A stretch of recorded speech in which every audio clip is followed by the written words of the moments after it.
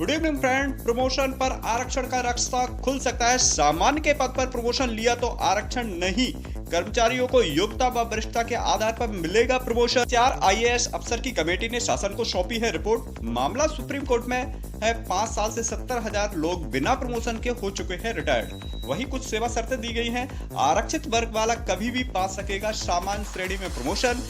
जिसकी सीआर सबसे आउटस्टैंडिंग व वरिष्ठता में भी आगे है तो उसे तुरंत मिलेगा प्रमोशन। पुलिस में हो सकेंगे क्लर्क व सभी को एक ही विकल्प मिलेगा।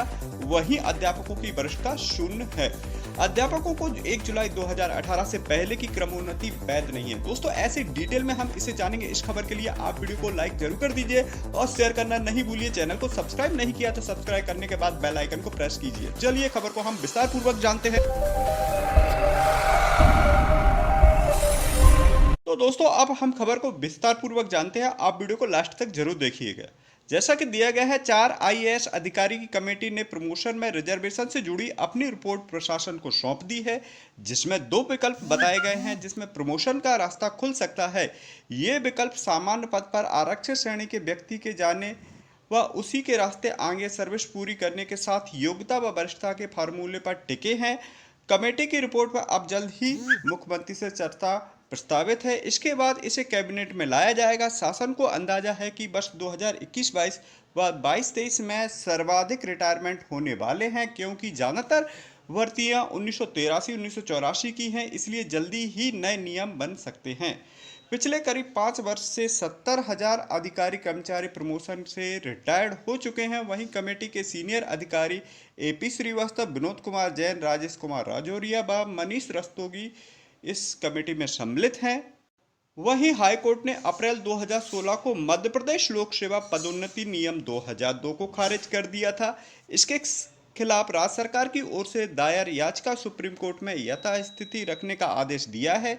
इस पर करीब 5 साल से लगातार कवायद चल रही है, लेकिन नतीजों तक प्रयास नहीं पहुंचे हैं। कर्मचारी अधिकारी लगातार रिटायर होते रहे हैं।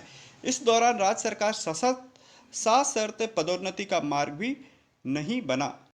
तो दोस्तों शर्तें लागू की गई हैं। यदि सशर्त पदोन्नति दी गई तो जैसा कि दिया गया है, आरक्षित वर्ग वाला कभी भी पा सकेगा सामान्य श्रेणी में प्रमोशन। सामान्य श्रेणी के रिक्त पद पर यदि कोई आरक्षित वर्ग का कर्मचारी अधिकारी प्रमोशन लेता है तो वह अपनी आने वाली सर्विस में सामान्य श्रेणी के रास्ते ही आगे के प्रमोशन का हकदार होगा।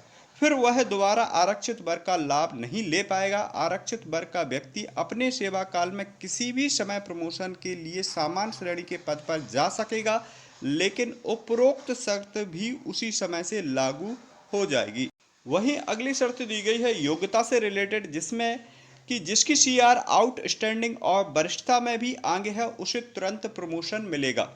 तो जैसा कि दिया गया है, इसमें वरिष्ठता और योग्यता को प्राथमिकता पर रखा गया है। क्लास 1 ऑफिसर के मामले में योग्यता सह वरिष्ठता का फार्मूला लागू होगा, जिसमें प्रमोशन के लिए क्वालिफाइंग सर्विस पूरी होने पर 5 साल की सीआर देखी जाएगी। इसके बाद वरिष्ठता का नंबर आएगा।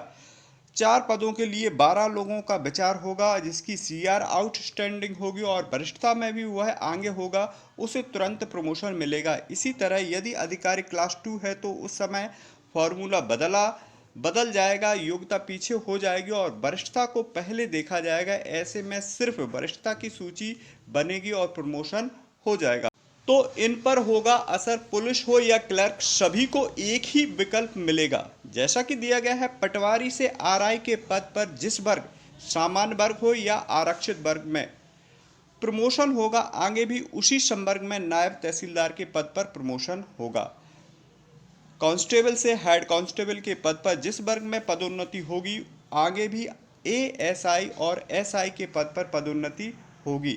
लिपिकीय संवर्ग में भर्ती व्यक्ति सामान्य वर्ग के पद पर जाकर के सहायक ग्रेड 3 बनता है तो वह सामान्य वर्ग से ही आगे बढ़ेगा। सहायक वर्ग 2 के बाद ग्रेड 1 में सेक्शन ऑफिसर व अंडर सेक्रेटरी के पद तक जाएगा।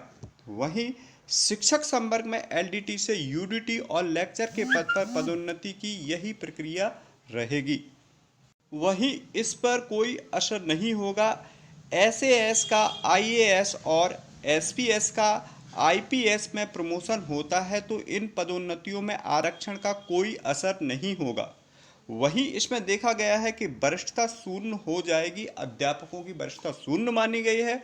अध्यापकों को 1 जुलाई 2018 से पहले की पदोन्नति वैध नहीं है।